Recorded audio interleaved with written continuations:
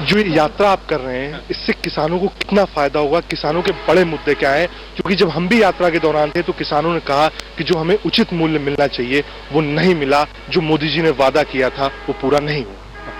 हमारा जो agricultural system है उस पर काफी प्रेशर है आजकल। जब हमारी सरकार थी, हमारी कोशिश थी कि हम किसानों को सपोर्ट करें, इसीलिए हमने कर्जा माफी किया था 70,000 करोड़ रुपए का, और इसीलिए हम हर साल एमएसपी को बढ़ाते थे। और जब भी किसानों के ऊपर कोई भी प्रॉब्लम आती थी, ओला गिर जाता था, बारिश हो जाती थी, हमारी कोशिश होती थी कि हम जल्दी से जल्दी रिस्पॉन्ड करें।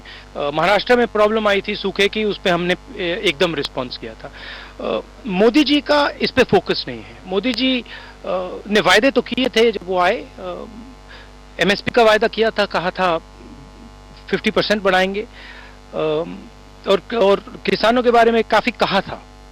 मगर अगर आप अब देखें, ना एमएसपी बढ़ी, जब किसानों के सामने मुश्किल होती है सरकार नहीं दिखाई देती, कहीं पैकेज नहीं मिलता है उनको।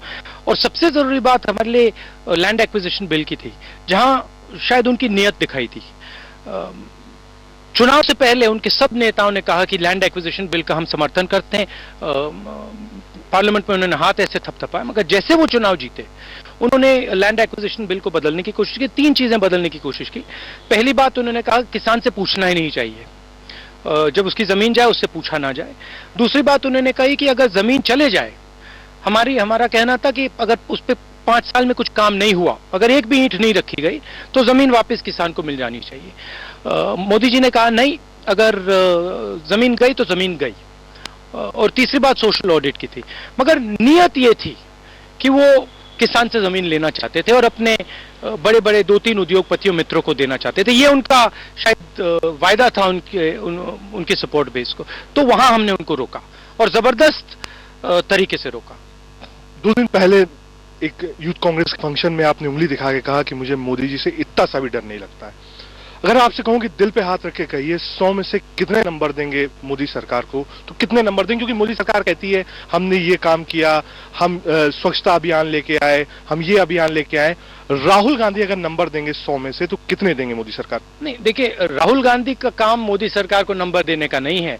वो तो आपको जनता से पूछना पड़ेगा। जो जनता मुझे कहती है मैं आपको कह सकता हूँ। राहुल गांधी कौन होता है मार्क्स देने के लिए? मगर अगर मैं गरीब लोगों से पूछूं, किसानों से पूछूं, मजदूरों से पूछूं, खासतौर से जो युवा है, जो अनएम्प्लॉयड युवा है, उससे पूछूं, जिसको मोदी जी ने वायदा किया था कि हम रोजगार देंगे। किसान से पूछूं, जिसको मोदी जी ने वायदा किया था एमएसपी बढ़ती जाएगी। आपको वायदा किया था कि 15 लाख रुपए आपको मिलेंगे, किया था वायदा, आपको मिले 15 लाख रुपए? मिले? बिल्कुल नहीं मिले। तो जनरली जुमला है। शायद आने वाले समय में कहेंगे कि रोजगार का भी जुमला था। तो कहना यह है कि जो फीलिंग 1.5 साल पहले थी, जो होप था, जो लोगों ने सोचा कि भाई मोदी जी कुछ कर जाएंगे, वो नहीं कर पाए और धंसे हुए हैं, निकल नहीं पा रहे हैं। ये रियलिटी है।